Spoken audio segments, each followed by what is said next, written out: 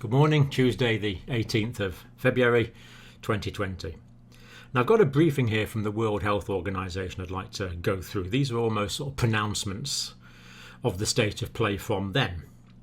So this is the best expert opinion we have at the moment. Now they state that COVID-19 is not as deadly as other coronaviruses such as the SARS-1, which was the 2002-2003 outbreak, and not as bad as MERS, Middle Eastern Respiratory Syndrome, which has a very high case fatality rate. And the World Health Organization is saying that with COVID-19, 80% or more of cases are mild and will recover.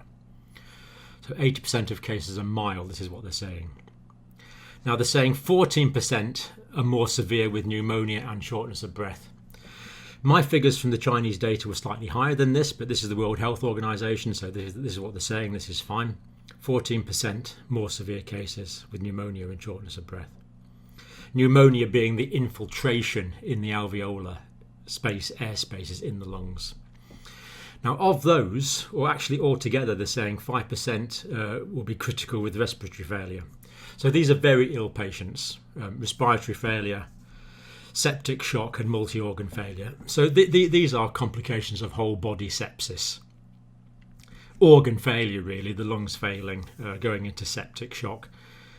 Shock is when the blood pressure is too low to perfuse the tissues of the body, and multi-organ failure. So this is the intensive care sort of situation. Now they're saying 2% case fatality rate, and they're saying increasing risk with increasing age. They didn't mention comorbidities, but I think we can assume comorbidities as well, because the older people get, the more likely they are to have comorbidities. So they're saying 2% with the risk increasing with age. This is an average for the whole population. So you would expect it to be lower in younger people and children. You would expect it to be higher in older people, but 2% as a population average. Relatively few cases in children. This is superb news, quite superb news. The World Health Organization don't know why. They're saying we wonder why this is, but it is the case that relatively few cases among children, which is brilliant. And the data I've looked at does seem to indicate that children are often less severely affected. So that's good. And I was pleased to hear the World Health Organization are sending testing kits and PPE around the world. Because remember my email from my African colleague who didn't have any testing kits in an African country. So that's the WHO briefing. Now moving on to the state of play with the Diamond Princess, this cruise ship that's been quarantined in Yokohama in Japan. You could call it a situation, you could call it a total debacle, it depends what terms you'd like to use. But there's been another 88 cases yesterday as far as I know, bringing the total cases up to 542. So I don't know, I haven't worked it out, about 14% of those on the ship. Is it clear to you now that this is spreading on the ship? 14 Americans were asymptomatic but positive for SARS coronavirus 2 that causes the COVID-19 disease when they flew back. So on the plane there was 14 people that were asymptomatic but positive. Now we're hoping that people who are asymptomatic are less infectious, but we don't know. But there was a specialised containment area on the evacuation aircraft apparently. So hopefully the people that were known to be positive were separated in terms of air and contact from the people being taken back who were not tested positive.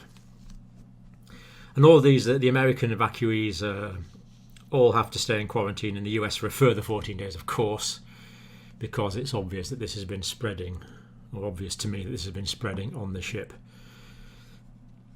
I mean, this is terrible for the people concerned, but the converse is it's been an interesting experiment, given that it had to happen anyway. It's told us that this is spreadable in areas such as ships. That tells us about the transmissibility of this virus, and it's not what we wanted to hear. So that's been kind of a de facto experiment. I know it wasn't set out to be that, but that's what it's turned out to be. Now, 2 Brits tested positive on the ship, and all the Brits are to be flown home as well.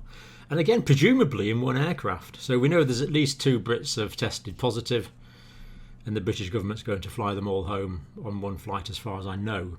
Quite where they're going to go is not clear.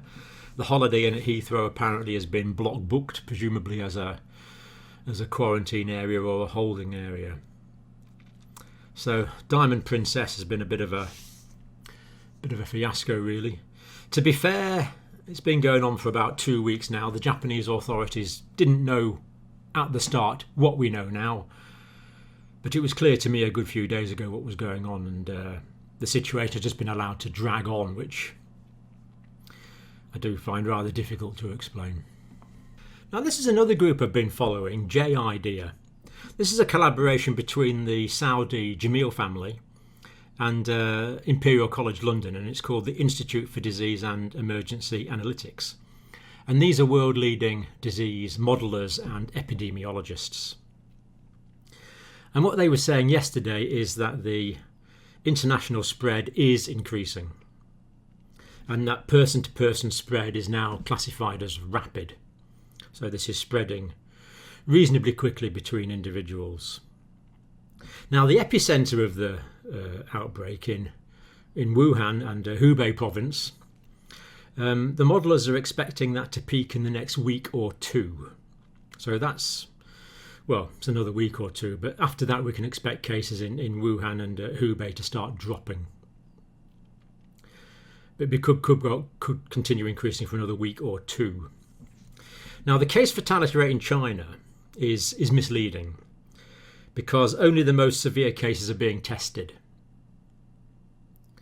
So if you like, this is what in research we would call this a self-selecting sample. It's the more severe cases that are being tested. So they're estimating that only about 5% of those infected in Wuhan have been tested. Only 5% have been tested. And of those tested, 18% may die. But as we said, this is the sicker sample. This is a self-selecting sample. So this is a grossly inflated artificial death rate, because it relates to this 5% of the more poorly people that have been tested. So they say that the death rate may appear artificially high, which is somewhat encouraging. And what they're saying is we're seeing the tip of the iceberg. But the tip of the iceberg that we're seeing is the more severe cases. So what they're saying is, I guess they say, here's the water level and here's the total number of cases. That's your iceberg. So these are the cases that have been tested. But these are the more severe cases because they're the ones that are presenting for testing. The perhaps 95% that haven't been tested are the less severe cases. So that's going to dramatically bring the death rate down, which is somewhat encouraging. Now, they also took data from travellers, people that have travelled from from China to the outside. And in 290 cases, there's been 2 confirmed deaths. So that's slightly more encouraging. These are people that have travelled from China to the outside, have been monitored in other countries, and therefore it's reasonable to assume, well, it's sort of reasonable to assume that this 290 represent a cross-section of those affected. Some more severe, as we've seen, others less severe. So hopefully this is giving us a more representative case fatality rate. But it is hard to tell. The death rate may be higher because there's a long delay between diagnosis and death. In Dr. Lee, it was about 28 days. But J-IDEA are saying that in China, it's about 3 weeks from diagnosis to those that die dying, about 3-week lag. So that would tend to give underreporting of cases. So, in other words, that there's probably the undiagnosed cases and the unrecognised cases tend to lower the case fatality rate.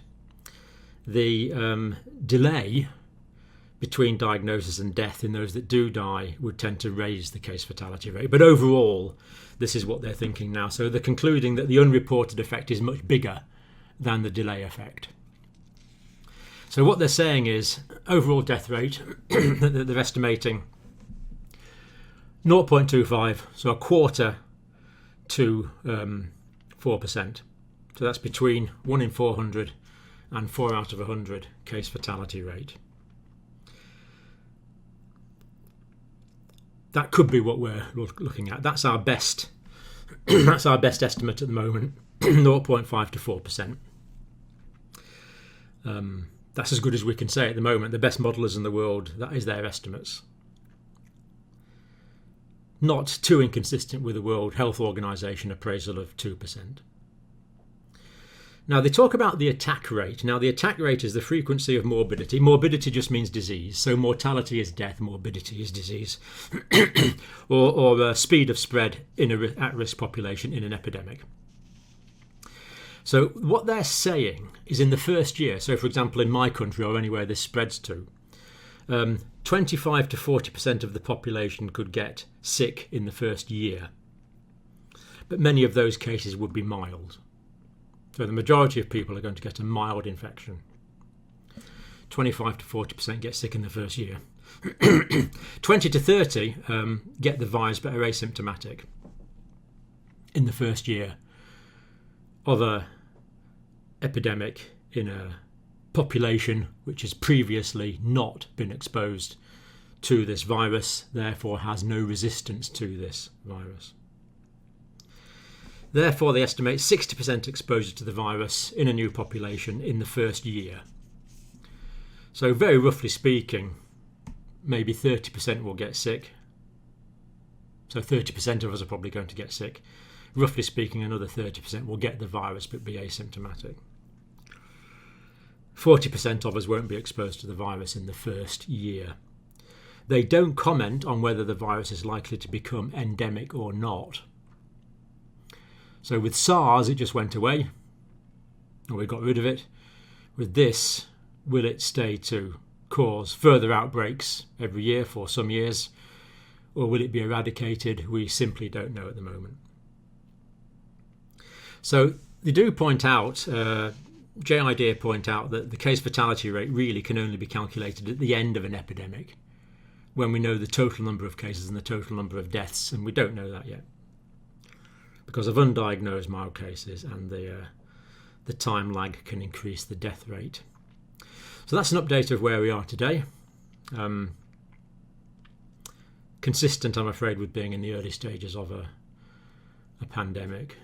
Still hope I'm wrong,